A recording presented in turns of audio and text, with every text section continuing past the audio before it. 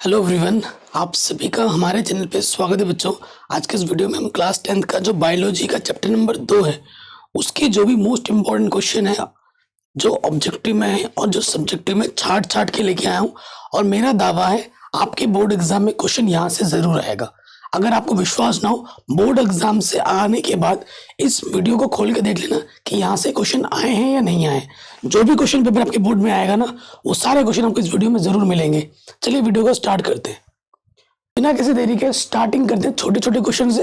पहले छोटे आएंगे, फिर बड़े आएंगे और उसके बाद एंड में हम ऑब्जेक्टिव क्वेश्चन भी करेंगे। और जो भी प्रश्न मैं ले रहा हूँ वो कभी ना कभी पूछा गया है। अब बीच में आपको ऐसे क्वेश्चन में दिखेंगे जो हर साल आते ही आते हैं, ठीक है। छाट छाट के बनाए गए। वीडियो बनाने में बहुत मेहनत लगती है। प्लीज़ लाइक ज़रूर कर दें, शेयर ज़रूर कर दें। इतना तो आप कर ही सकते हो, अपना प्यार और सपोर्ट तो दे ही सकते हो अपने बड़े भाई को। कह रहे छुई मुई पादप में गति तथा हमारी टांग में होने वाली गति के तरीके में क्या अंतर है। तो देखो, छुई मुई जो पौधा होता है, आदर्शिक गति तो छूने से होती है। जब छुई मुई का पौधा होता है ना, उसे छूते हो तो वो मुरझा जाती है, स्पर्श से होती है, छूने से होती है, ठीक है। जबकि हमारे टांग में होने वाली गति ऐच्छिक गति होती है, ठीक है। हम चाहेंगे तो चलेंगे, चाहेंगे तो नहीं चलेंगे, तो ये ऐच्छिक है। लेकिन वो जो छुई मुई का पौधा छूते ही मुरझा जाती है, वो अनैच्छिक है। नेक्स्ट कह रहे छुई मुई पादप की पत्तियों की गति प्रकाश की प्रवाह की गति से किस प्रकार अलग है। उसी टाइप का एक प्रश्न है 2019 में और 20 में पूछा गया है। कह रहे छुई मुई पादप की पत्तियों की गति दिशिक नहीं होती, अर्थात यह किसी भी दिशा में हो सकती है। दिशिक का मतलब जिस दिशा में हो, जिस तरफ से छुओगे उस तरफ हो जाएगा, उस तरफ मुरझा जाता है पौधा। जबकि प्रकाश की और प्रवाह की गति प्रकाश अनुवर्ती होती है, ठीक है। मतलब आपने देखा होगा कोई आपके घर के अंदर कोई गमले में कोई पौधा है, तो उस पौधे का जो मुंह होगा ना, जिस तरफ से प्रकाश आ रही होगी उस तरफ मुंह होगा, देखना। तो यह है प्रकाश अनुवर्तन का उदाहरण, ठीक है। तो इसे आप लिख देंगे। कह रहे मधुमेह के कुछ रोगियों की चिकित्सा इंसुलिन इंजेक्शन देकर की जाती है, क्यों। ठीक है, इंसुलिन इंजेक्शन दिया जाता है टाइप 2 डायबिटीज में, टाइप 1 डायबिटीज में, ठीक है। कह रहे मधुमेह के कुछ रोगियों के चिकित्सा इंसुलिन का इंजेक्शन देकर किया जाता है क्योंकि यह एक प्रमुख हार्मोन है जिसका निर्माण अग्नाशय में होता है। इंसुलिन का निर्माण कहाँ होता है? हमारे अग्नाशय में होता है। यह हार्मोन रुधिर में शर्करा के स्तर को, हमारे खून में जो शर्करा होता है, ठीक है, उसके स्तर को नियंत्रित करने में सहायता करता है। यदि इंसुलिन का स्रावन हमारे शरीर में उचित मात्रा में नहीं होता है, कम या ज़्यादा हो जाता है, तो हमें लेना पड़ता है इंसुलिन उसको बैलेंस करने के लिए। रुधिर में शर्करा का स्तर बढ़ जाएगा जिसके कारण अनेक रोग जन्म ले लेते हैं। देखो, जब जिस किसी को डायबिटीज हो जाएगी ना, उसके शरीर में विभिन्न प्रकार के रोग होने लगेंगे। जैसे धीरे धीरे किडनी डैमेज होगी, ठीक है, लीवर डैमेज होने लगेगा, हार्ट में प्रॉब्लम होने लगेगी। तो दुनिया तरीके की प्रॉब्लम होने लगती है। तो अपना खान पान सही बनाए रखो, एक्सरसाइज करो। अगर आप प्रॉपर ये सब करोगे तो आप इस चीज से बच सकते हो। नेक्स्ट कह रहे मधुमेह की बीमारी के लिए उत्तरदायी हार्मोन का नाम और इसे उत्सर्जन करने वाले अंग का नाम बताइए। 2 नंबर में ये क्वेश्चन पूछा जाता है। कह रहे मधुमेह की बीमारी के लिए उत्तरदायी हार्मोन क्या है?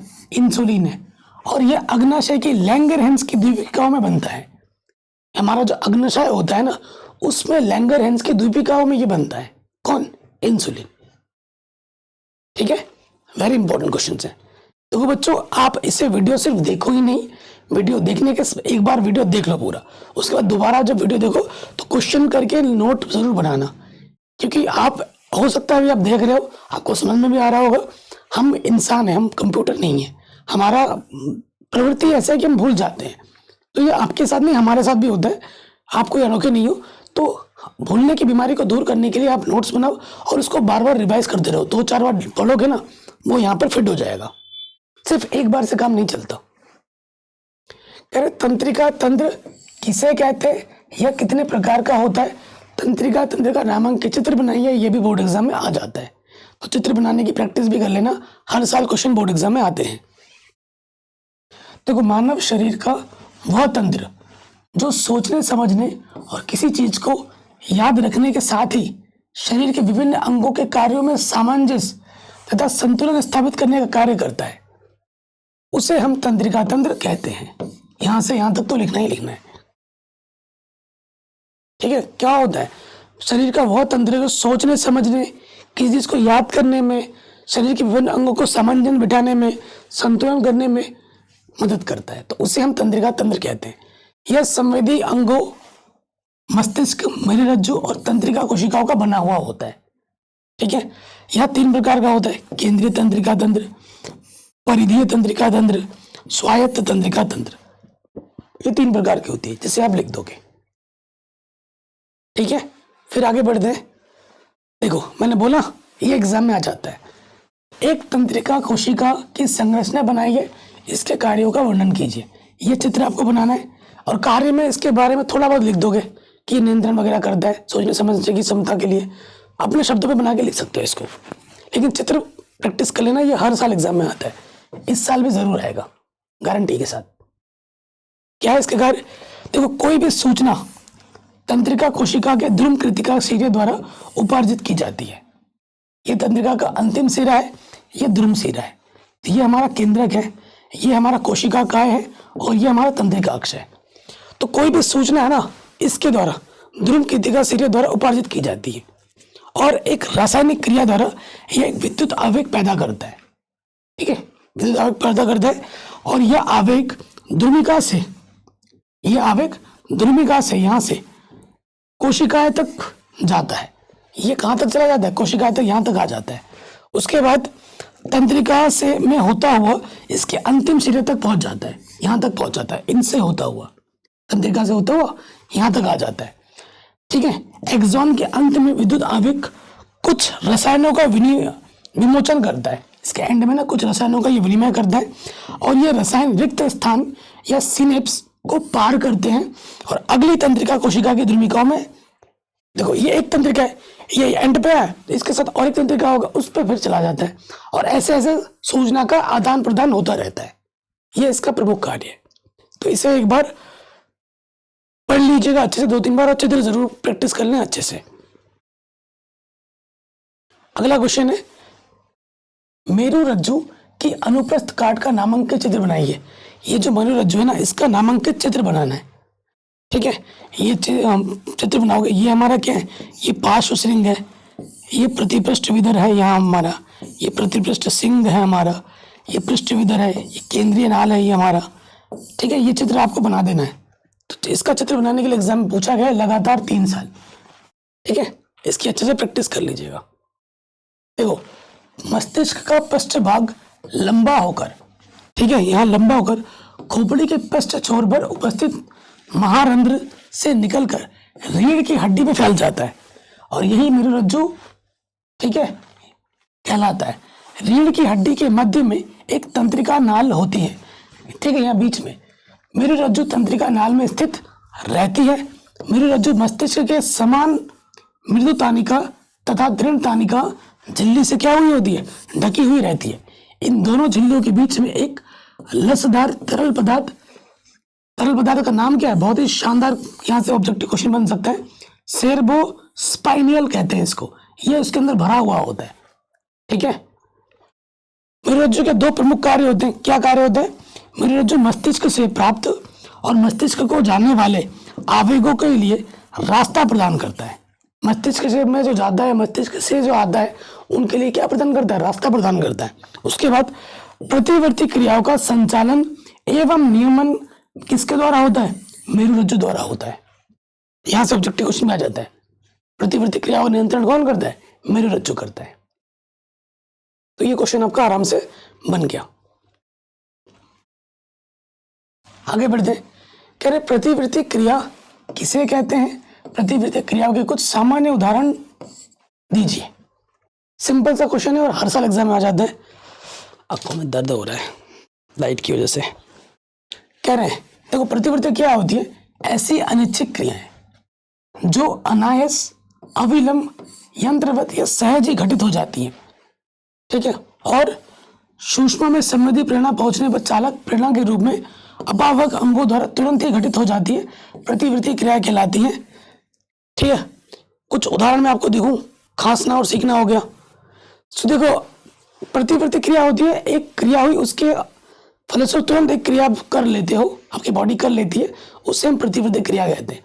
देखो, आपके हाथों में सेक लगा है, गर्माहट है ना, अचानक से सेक लगा, आप क्या करो, तुरंत आपका हाथ हटा लेता है ऐसे। आप ये तो नहीं करते भाई सेक लगा तो और लगा दूं, करते हो क्या? नहीं। आपके पैर में कांटा चुभता है तो आप कहते हो ये ले और चुभा ले, नहीं ना, आप तुरंत हटा लेते हो। तो ये क्रिया के अनुरूप जो तुरंत प्रतिक्रिया होती है उसे हम प्रतिवर्ती क्रिया कहते हैं। ठीक है, खांसना, छींकना, हमारे नाक के अंदर कुछ चला जाता है, कणवण, छींक आ जाती है, तो ये सिंबल से प्रतिवर्ती क्रिया के उदाहरण है। ठीक है, तो 2-3 उदाहरण आप लिख सकते हैं। ठीक है, सिंपल शब्दों में। आगे आते हैं, कह रहे हैं गैसीय अवस्था में पाए जाने वाला हार्मोन कौन सा है, इसके मुख्य कार्य क्या है। लगातार देखो कितने साल पूछा गया।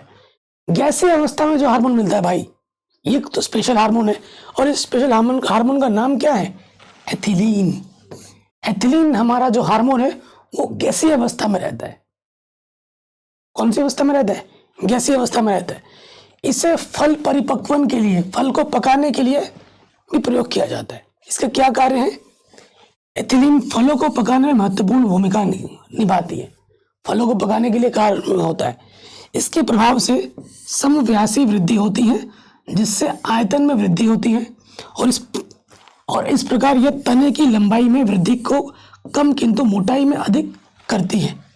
ठीक है, ये क्या कर समव्यापी वृद्धि देता है, तनाई की लंबाई को कम करता है लेकिन उसकी मोटाई को बढ़ा देता है, आयतन में वृद्धि करता है। ठीक है, इसके प्रभाव से मादा पुष्पों की संख्या में बढ़ोतरी होती है, मादा पुष्प ज्यादा बनते हैं। इसके प्रभाव से पार्श्व कलियों की वृद्धि अवरुद्ध हो जाती है। यह कलमों से जड़ की उत्पत्ति, पार्श्व मूलों का निर्माण, मूल रूमों का निर्माण आदि के लिए महत्वपूर्ण होता है। ठीक है, कलम से नया निकलता है, तने से कलम निकलना, ये इसी के कारण होता है। ठीक है, तो ये कार्य है 5 लिखा है, 3-4 याद कर लेना, सिंपल। अगला क्वेश्चन है, देखो लगातार पूछा जा रहा है, कह रहे नलिका विहीन ग्रंथियों, नलिका विहीन ग्रंथियों को पता है क्या कहा जाता है? अंतःस्रावी ग्रंथि कहा जाता है नलिका विहीन ग्रंथि को। ठीक है, कह रहे नलिका विहीन ग्रंथि से आप क्या समझते हैं? थायराइड ग्रंथि का कार्य बताइए। ठीक है, तो हार्मोन स्रावित करने वाली ग्रंथियों को नलिका विहीन ग्रंथि या अंतःस्रावी ग्रंथि कहते हैं। ठीक है, जो हार्मोन स्रावित करने वाली ग्रंथियां होती हैं उनको हम कहते हैं नलिका विहीन ग्रंथि या फिर अंतःस्रावी ग्रंथि, क्योंकि इनमें वाहिकाएं नहीं होती हैं और ये अपना स्राव सीधे रुधिर में छोड़ती हैं। इनकी कोई अलग से वाहिकाएं नहीं होती हैं, ये जो अपना प्रभाव है सीधे हमारे ब्लड में छोड़ती हैं। ठीक है, रुधिर के साथ प्रत्येक हार्मोन शरीर के विशिष्ट स्थान पर पहुंचकर विशिष्ट परिवर्तन करता है। रुधिर के साथ वो हार्मोन मिलकर शरीर की विशिष्ट जगह जगह पर जाकर अपना विशिष्ट प्रभाव छोड़ता है। ठीक है, जैसे वृद्धि की दर को नियंत्रित करता है, गौण लैंगिक लक्षणों को प्रभावित करता है और लैंगिक परिपक्वता को प्रभावित करता है। ठीक, ये होती है हमारी अंतःस्रावी ग्रंथियां।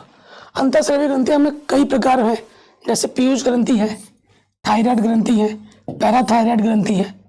ठीक है, और भी बहुत सारी है। पीयूष ग्रंथि क्या होता है? यह मस्तिष्क में स्थित होता है। इसके द्वारा स्रावित हार्मोन ऑक्सीटोसिन, वैसोप्रेसिन, सेमोट्रोपिक होती हैं। उसके बाद थायराइड ग्रंथि क्या होता है? यह ग्रंथि यंत्र के पार्श्व अधर तल पर स्थित द्विपलितित संरचना होती है। यह मुख्य रूप से थायरोक्सिन या थायराइड हार्मोन स्रावित करती है। ठीक है, यह मुख्य रूप से क्या स्रावित करती है? थायराइड हार्मोन स्रावित करती है, जो कि मुख्यतः आयोडीन का उत्पादन है। यह हार्मोन शरीर की उपापचयी क्रियाओं का नियमन तथा नियंत्रण करता है। तो जितनी भी शरीर की उपापचयी क्रिया है उसका नियंत्रण करता है ये। फिर बात करेंगे पैराथायराइड ग्रंथि की। यह भी गले में स्थित होती है। यहाँ पर कहाँ स्थित होती है? गले में। अगली बात करेंगे एड्रिनल ग्रंथि। ठीक है, एड्रिनल कहाँ होता है? यह उदर में वृक्क के पास स्थित होता है, यहाँ पर। ठीक है, थाइमस ग्रंथि यह वक्ष में स्थित होता है। उसके बाद पिनियल यह मस्तिष्क में स्थित होता है। तो ये सारे इतनी ग्रंथि हैं। मैंने 6 लिखवा दी, कम से कम 3-4 तो आपको याद करना होगा और उसको अपने शब्दों में लिखना होगा एग्जाम में। चित्र जरूर बनाना है। अगला क्वेश्चन है अनैच्छिक क्रिया और प्रतिवर्ती क्रिया में क्या अंतर है? तो एक तरफ मैंने लिख दिया अनैच्छिक क्रियाएं और एक लिख दिया मैंने प्रतिवर्ती क्रियाएं एक तरफ।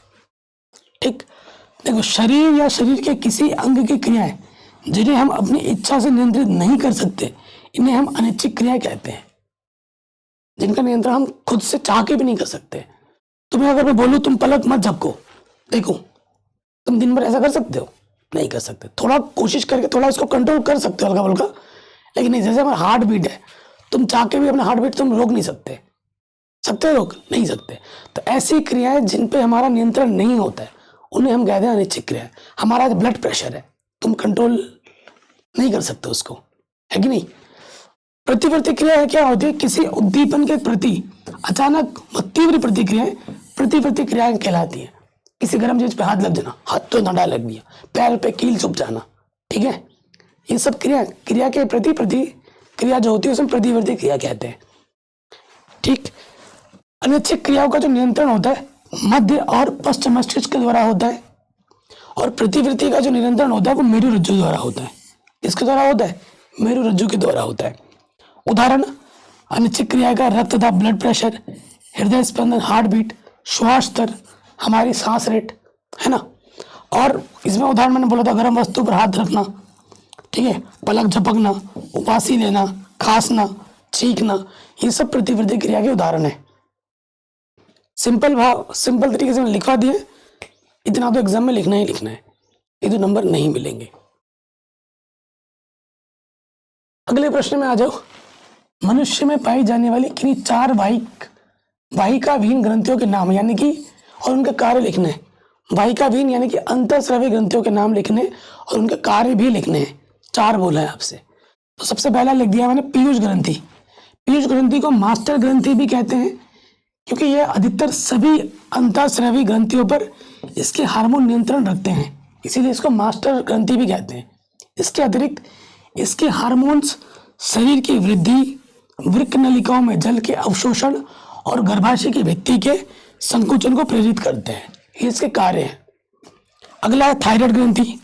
यह उपापचय की दर, ऑक्सीजन की खपत और हृदय स्पंदन दर, ग्लूकोज के अवशोषण और ग्लूकोओजोनिसिस को प्रेरित करते हैं। ठीक है, देखो जिसका थायराइड में प्रॉब्लम होता है ना, उसके हार्ट में प्रॉब्लम होने की समस्या बढ़ जाती है, हार्ट की प्रॉब्लम। तो बॉडी का हर एक पार्ट जो है उसको सुरक्षित रखने का जिम्मेदार हम होते हैं, उसको ख्याल रखना पड़ता है। एक पार्ट थोड़ा सा होगा ना इधर उधर, तो वो आपके बाकी पार्ट्स पे असर डालना शुरू कर देगा। अगर आपका लीवर खराब होता है, अगर आपकी किडनी खराब होती है, तो आपके बाकी ऑर्गन्स पे भी इसका असर आना शुरू हो जाता है। तो हमारे लिए शरीर का हर एक अंग अमूल्य है, ठीक है, और इसकी सुरक्षा करना हमारा क्या होता है बच्चों? हमारा दायित्व होता है। अच्छी खान पान, अच्छी रहन सहन, नशा वशा से दूर रहो हमेशा, ठीक है। अगला है अधिवृक्क ग्रंथि। तो इसके हार्मोन भोजन के अवयवों के उपापचय, जल और लवणों के शरीर में वितरण, लिंग के विकास, रुधिर का दाब और संकट के समय प्रतिवृत्ति क्रियाओं को नियमित करते हैं। कौन करता है? ये अधिवृक्क ग्रंथि के कार्य हैं। ठीक है, ये भी हो गया। नेक्स्ट कह रहे हार्मोन तथा विकर क्या होते हैं। अब देखो लगातार कितने साल पूछा जा रहा है, हार्मोन क्या होता है, विकर क्या होते हैं। तो सबसे पहले देखो, हार्मोन ऐसे रासायनिक संदेश वाहक होते हैं जो अंतःस्रावी ग्रंथि से सीधे रुधिर में स्रावित होकर सारे शरीर में संचरित होते हैं। हार्मोन क्या होता है? एक संदेश वाहक होता है, वो सीधे रुधिर में आता है और रुधिर से मिलकर पूरे शरीर में जाता है। ठीक है, इसकी सूक्ष्म मात्रा ही किन्हीं विशिष्ट कोशिकाओं या विशिष्ट अंगों की कोशिकाओं की कार्यकी को वातावरणीय दशाओं की आवश्यकता अनुसार प्रभावित करते हैं। हार्मोन की सूक्ष्म मात्रा ही उसके विशिष्ट कार्य को प्रभावित कर देता है ना। टेस्टोस्टेरोन अगर थोड़ा सा बढ़ जाएगा तो हमारी बॉडी में अच्छा होगा, टेस्टोस्टेरोन कम हो जाएगा तो हमारे शरीर की विकासी दर, ठीक है। कई लोग जाते हैं जिम में, बहुत दंड पेलते हैं, एक्सरसाइज करते हैं, लेकिन उनकी बॉडी नहीं बनती है। एक कारण क्या होता है? उनके टेस्टोस्टेरोन लेवल कम होते हैं, ठीक है। तो टेस्टोस्टेरोन जिनका लेवल अच्छा होता है उनकी बॉडी फट से बन जाती है, उनका बॉडी सुडौल बन जाता है, ठीक है। विकर क्या होता है? विकर को एंजाइम्स कहते हैं। एंजाइम्स को हिंदी में विकर कहा जाता है। पाचन क्रिया से संबंधित रासायनिक क्रियाओं में कुछ सूक्ष्म मात्रा में पाए जाने वाले पदार्थ क्या कहलाते हैं? एंजाइम्स कहलाते हैं, जो इन क्रियाओं को उत्तेजित करते हैं तथा चलाते हैं। इन पदार्थों को विकर या एंजाइम कहते हैं। ये एंजाइम पाचक रसों में होते हैं। कहाँ होते हैं? पाचक रसों में क्या पाए जाते हैं? एंजाइम पाए जाते हैं। तो मैं आपको होमवर्क बता रहा हूँ, कमेंट में देखता हूँ, आपको एक एंजाइम का नाम लिखना है जो आपकी पाचन क्रिया में हेल्प करता है। और ये सब मैंने पढ़ा रखा है, पिछले चैप्टर में पढ़ा था हमने। बताओ कमेंट करके कि भाई एक एंजाइम का नाम बताओ जो पाचन क्रिया में हेल्प करता है। देखते हैं किस बच्चे। तो अब आते हैं लॉन्ग आंसर्स में। लॉन्ग का पहला क्वेश्चन है, ठीक है, बड़े नंबर में आ गया है। देखो कितने साल लगातार पूछा गया है। क्या है? प्रतिवर्ती क्रिया किसे कहते हैं? प्रतिवर्ती चाप को नामांकित चित्र द्वारा उदाहरण सहित समझाइए। तो प्रतिवर्ती क्रिया अभी हम पढ़ के भी आए छोटे प्रश्नों में। प्रतिवर्ती क्रिया वह क्रिया है जो किसी उद्दीपन के प्रति स्वचालित रूप से होती है। यह क्रिया मेरुरज्जु द्वारा नियंत्रित होती है और प्रतिवर्ती क्रियाओं में चेतना की आवश्यकता नहीं होती है। ठीक है, तो यह होती है प्रतिवर्ती क्रिया। उदाहरण के लिए, जब आपके हाथ में किसी गर्म वस्तु का स्पर्श होता है तो आप अपना हाथ तुरंत पीछे खींच लेते हैं। यह एक प्रतिवर्ती क्रिया है। ठीक है, सिंपल सा उदाहरण है। प्रतिवर्ती चाप क्या होता है ये भी बताना है आपको। प्रतिवर्ती क्रियाओं को प्रतिवर्ती चाप द्वारा समझाया जा सकता है। कैसे? प्रतिवर्ती चाप एक तंत्रिका मार्ग है जो उद्दीपन से लेकर क्रिया तक की प्रक्रिया को नियंत्रित करता है। प्रतिवर्ती चाप में निम्नलिखित भाग होते हैं। कौन कौन से भाग होते हैं वो मैं आपको बताता हूँ। देखो, सबसे पहले ये चित्र आपके एनसीईआरटी से मैंने लिया है। देखो, ये हमारा है गर्म वस्तु जिसमें हाथ लगाया। ठीक है, ये संवेदा तंत्रिका तंत्र कोशिका है हमारा। ठीक है, ये वाली जो कोशिका होती है प्रेरक तंत्रिका कोशिका होती है। ये हमारे क्या है? ये हमारा प्रतिसारण तंत्रिका कोशिका। ठीक है, ये हमारा मेरुरज्जु है और ये हमारा मस्तिष्क के लिए संदेश जा रहा है। ये चित्र जरूर बनाना है आपको एग्जाम में। तो संवेदी न्यूरॉन होते हैं सबसे पहले। यह उद्दीपन को मेरुरज्जु तक ले जाते हैं। जो भी आपने टच किया है, एक उद्दीपन हुआ, वो मेरुरज्जु में आएगा। ठीक है, मध्यवर्ती न्यूरॉन यह संवेदी न्यूरॉन से प्राप्त सूचनाओं को चालक न्यूरॉन तक ले जाते हैं। ठीक है, कहाँ तक ले जाते हैं? चालक न्यूरॉन तक ले जाते हैं मेरुरज्जु से। उसके बाद चालक न्यूरॉन का कार्य क्या होता है? यह मध्यवर्ती न्यूरॉन से प्राप्त जो भी सूचना हुई है उसको मांसपेशियों या ग्रंथियों तक ले जाते हैं। ठीक है, फिर क्या होता है? ये सारी चीजें मिलकर हमारा क्या होता है? हमारी प्रतिवर्ती क्रिया होती है। और ये सारा जो मैंने प्रोसेस बताया ये प्रतिवर्ती चाप के अंतर्गत आते हैं। ये चित्र बनाना और ये सिंपल लिखना है। देखो, मैंने बड़ा चढ़ा कर नहीं लिखा है, प्रॉपर वे में लिखा है, छोटा छोटा करके। इतना तो एग्जाम में लिखना ही लिखना है, नहीं तो नंबर नहीं मिलेंगे पूरे। ठीक है, आपको सर इससे छोटा बताओ, इससे छोटा और क्या लिखोगे? अगले प्रश्न में आते हैं, वेरी इंपॉर्टेंट है, हर साल एग्जाम में आता है। मानव मस्तिष्क का नामांकित चित्र बनाइए और संक्षिप्त वर्णन कीजिए। ये जो मानव मस्तिष्क है इसका चित्र बनाना है। ठीक है, ये हमारा क्या है? ये हमारा प्रमस्तिष्क है। ये हमारा कपाल है, खोपड़ी बोलते हैं ऊपर से। ये हमारा क्या है? मध्य मस्तिष्क है। ये हमारा क्या है? मेरुरज्जु है। ठीक है, ये हमारा प्रॉन्स है। ये हमारा मेडुला है। ये हमारा अनुमस्तिष्क है, ये वाला। ठीक है, ये हमारा क्या होता है? ये हमारा पीयूष ग्रंथि होता है। ठीक है, उसके बाद ये हमारा क्या होता है? ये वाला पार्ट, ये हाइपोथैलेमस होता है। तो कुछ मुख्य मुख्य चीजें प्रैक्टिस जरूर कर लेना, हर साल एग्जाम में आता है, मोस्ट इंपॉर्टेंट। आपको पता है बायोलॉजी के जो प्रश्न में ना चित्र बनाने के लिए सचित्र वर्णन कीजिए, ऐसे प्रश्न 2-3 आते ही आते हैं। प्रैक्टिस जरूर कर लेना। कह रहे मानव मस्तिष्क एक जटिल अंग है जो हमारे शरीर के सभी कार्यों को नियंत्रित करता है। यह हमारे शरीर के आंतरिक वातावरण को संतुलित रखने, हमारी भावनाओं को नियंत्रित करने, हमारी सोच याददाश्त को बनाए रखने और हमारे शरीर की गतिविधियों को नियंत्रित करने के लिए उत्तरदायी होती है, जिम्मेदार होती है। तो ये मानव मस्तिष्क के बारे में थोड़ा सा लिखना है, फिर ये चित्र बना देना है। ठीक है, इतने से भी काम चल जाएगा, लेकिन थोड़ा और वर्णन करोगे। ठीक है, कि भाई किसका क्या कार्य होता है वो भी मैंने लिखा है। जो अग्र मस्तिष्क होता है, ठीक है, हमारा ये जो अग्र मस्तिष्क है, ठीक है, अग्र मस्तिष्क का क्या होता है? यह मस्तिष्क का सबसे बड़ा भाग हो है। इसमें निम्नलिखित भाग होते हैं। सबसे पहला आता है प्रमस्तिष्क। यह मस्तिष्क का सबसे ऊपरी भाग होता है, यहाँ पर। ठीक है, देखो ये हमारा प्रमस्तिष्क है, ये सबसे ऊपरी भाग है यहाँ पर। इसमें निम्नलिखित भाग होते हैं, इसमें भी निम्नलिखित भाग होते हैं, जैसे प्रीफ्रंटल कॉर्टेक्स, थैलेमस होता है, हाइपोथैलेमस होता है। तो ये क्या करता है? प्रीफ्रंटल, यह मस्तिष्क का सबसे आगे का भाग होता है। यह हमारी सोच, याददाश्त और निर्णय लेने के लिए जिम्मेदार होता है। कौन? Prefrontal cortex. उसके बाद थैलेमस का क्या कार्य होता है? यह मस्तिष्क का एक संवेदी अंग है। यह संवेदी सूचनाओं को प्रमस्तिष्क तक पहुंचाने में मदद करता है। उसके बाद हाइपोथैलेमस का क्या कार्य है? यह मस्तिष्क का एक अंतःस्रावी अंग है।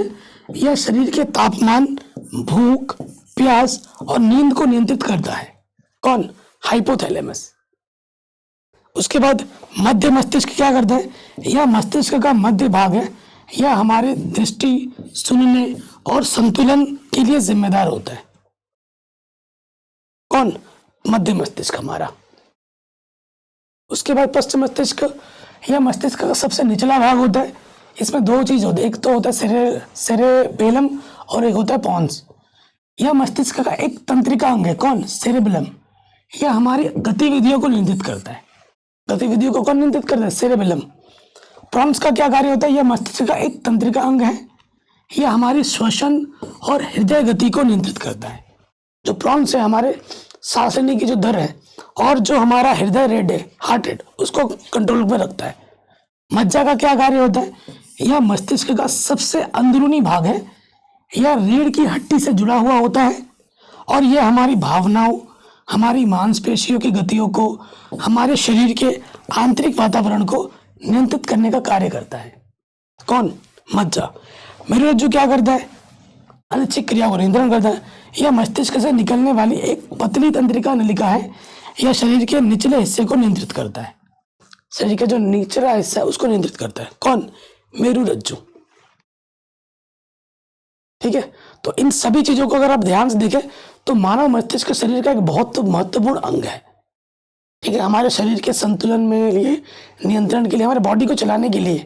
ठीक है, कई बार देखा है आपने कि लोगों का मस्तिष्क डेड हो जाने से उसको डेड डिक्लेयर कर दिया जाता है, जबकि सांस, उसका जो हार्ट चल रहा है लेकिन उसको डेड माना जाता है। क्योंकि अगर मस्तिष्क डेड हो गया है तो बॉडी अगर चल भी रही है कुछ टाइम के लिए तो आगे चल के डेड माना ही जाएगा उसको। ठीक है, ये हो जाता है। तो अगला क्वेश्चन है, पादप हार्मोन्स पर टिप्पणी लिखिए। ठीक है, मैं आपसे एक क्वेश्चन दे रहा हूं, आपको नीचे कमेंट में 2 पादप हार्मोन के नाम लिखने और 2 जंतु हार्मोन के नाम लिखने। देखते हैं कौन बच्चा इसका आंसर देता है, मैं रिप्लाई जरूर करूंगा। तो पादप हार्मोन क्या होता है? देखो, पादप हार्मोन पादपों में वृद्धि, विकास को नियंत्रित करने के लिए महत्वपूर्ण होता है। ठीक है, देखो, पादप हार्मोन पादपों में वृद्धि, विकास को नियंत्रित करने के लिए कुछ विशिष्ट रासायनिक पदार्थ होते हैं जिन्हें हम पादप हार्मोन या वृद्धि नियामक भी कहते हैं। ठीक है, पादप हार्मोन्स वे जटिल कार्बनिक पदार्थ हैं जो पेड़ पौधों में निश्चित स्थानों पर बनते हैं। ये जटिल होते हैं और ये कुछ निश्चित जगह पर ही बनते हैं तथा संवहन ऊतकों द्वारा शरीर के विभिन्न भागों में संचरित होकर उनकी वृद्धि को नियंत्रित करते हैं। शरीर बोले तो पादपों का शरीर। ठीक है, पादप हार्मोन मुख्यतः विभिजोतक कोशिकाओं और नई उगती पत्तियों एवं फलों के स्रावित होते हैं। जो नई उग रही होती है पत्तियां या जो फल होते हैं वहां से स्रावित होती हैं। पादप हार्मोन की कुछ विशेषता है, जैसे पहले ये जड़, तना, कलिका के शीर्षस्थ विभाजकों में बनते हैं। कहाँ बनते हैं ये? जड़ में, तने में और कलिका के शीर्षस्थ जगह पर बनते हैं तथा फ्लोएम में से होकर अन्य अंगों में पहुंचते हैं और सभी भागों में विकसित होकर वृद्धि का नियंत्रण करते हैं। ये पहला कार्य है। इन्हें पौधों से निष्कासित किया जा सकता है ना, इन्हें पौधों से निकाला जा सकता है। ये पादप वृद्धि और रोधन को नियंत्रित करते हैं। जो पौधों में वृद्धि होती है ना उसको ये नियंत्रित करते हैं। सामान्य से कम या अधिक मात्रा में होने पर इनका उल्टा प्रभाव पड़ता है। अगर ये ज्यादा हो जाए या कम हो जाए तो इनकी जो ये चीजें हैं वो प्रभावित हो जाती है, उल्टा प्रभाव होने लगता है। वृद्धि कम या ज्यादा कर देंगी। ठीक है, ये प्रभाव होता है। ये कार्बनिक प्रकृति के होते हैं। जो हमारे हार्मोन्स होते हैं ना वो कौन सी प्रकृति के होते हैं? कार्बनिक प्रकृति के होते हैं। ये अति अल्प मात्रा में ही प्रभावशील होते हैं। इनकी छोटी सी मात्रा ही अपना प्रभाव डालने के लिए काफी होता है, इनफ होता है। तो ये आप लिख दोगे। सिंपल तरीके से लिखा है मैंने, नोट्स बना लेना बच्चों। अगला क्वेश्चन है, आने से पहले पादप हार्मोन्स का वर्गीकरण अगर हम करें तो इसको हम 2 वर्गों में बांट सकते हैं। ठीक है। वृद्धि प्रवर्धक जो वृद्धि की दर को बढ़ाते हैं उन्हें हम, जैसे उदाहरण के तौर पर जिबरेलिन और साइटोकाइनिन्स। एक तो वृद्धि प्रवर्धक है, एक और वृद्धि निरोधक जो वृद्धि को रोकता है, जो वृद्धि की दर को कम करते हैं। उदाहरण के लिए एब्सिक अम्ल और एथिलीन, ये क्या करते हैं, वृद्धि की दर को कम करते हैं।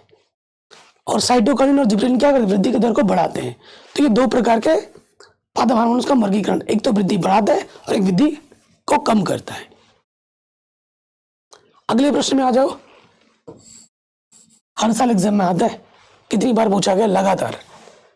कह रहे हैं ऑक्सिन एवं जिबरेलिन हार्मोन्स के कार्यों का वर्णन कीजिए और दो पादप हार्मोन का एवं उनके कार्य भी लिखिए। तो ऑक्सिन क्या होता है, ऑक्सिन एक प्रकार का पादप हार्मोन है जो पौधों की लंबाई में वृद्धि, कोशिका विभाजन और तने की ओर झुकाव को प्रेरित करता है। ठीक है, तने की ओर झुकाव को ये क्या करता है, प्रेरित करता है। ऑक्सिन का उत्पादन पौधों के विभिन्न भागों में होता है। ऑक्सिन का जो उत्पादन होता है ना, पौधों के विभिन्न भागों में होता है, लेकिन इसका सबसे अधिक उत्पादन शीर्षस्थ जो कलियां होती है ना, उसके शीर्ष से ऊपर होता है। ऑक्सिन जड़ों से पत्तियों तक शीर्षक धागे के माध्यम से परिवहन करता है। जड़ों से पत्तियों में जाता है, इस तरीके से उसका प्रभाव होता है। ऑक्सिन के क्या कार्य है, पौधे की लंबाई में वृद्धि करता है।